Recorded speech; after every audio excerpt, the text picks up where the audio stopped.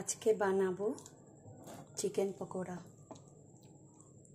এই চিকেন আমি ম্যারিনেট করে রেখে দিয়েছিলাম, গোলমরিচের গুঁড়ো আর হচ্ছে নুন, সেজওয়ান চাটনি, সেজওয়ান সস, আর এটা হচ্ছে ডিমের গোলাটা।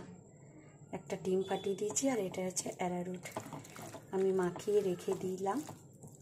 ঠিক 10 মিনিট পর আমি এটা ভেজে দেখাবো কেমন হচ্ছে।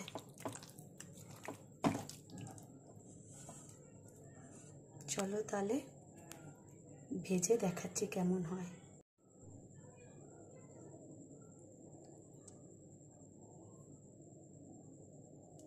গরম হয়ে গেছে, কড়াইতে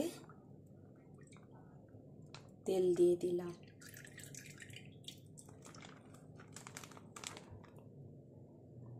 বেস্ট চয়েস।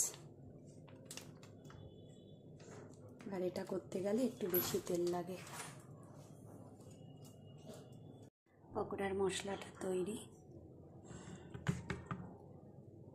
এরকম করে আমি ছোট ছোট করে চামচের সাহায্যে আমি ভেজে নেব।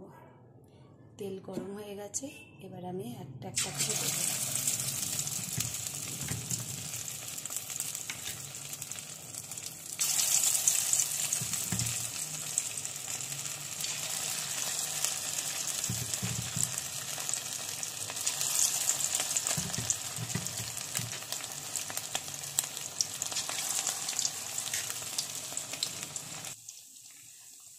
এখনো ভাজা হয়নি, আর একটু ভাজা হবে। ভাজা একটু হলেই আমি উল্টে নেব। আমার পকোড়াগুলো ভাজা হয়ে গেছে, দেখুন লাল লাল পকোড়া।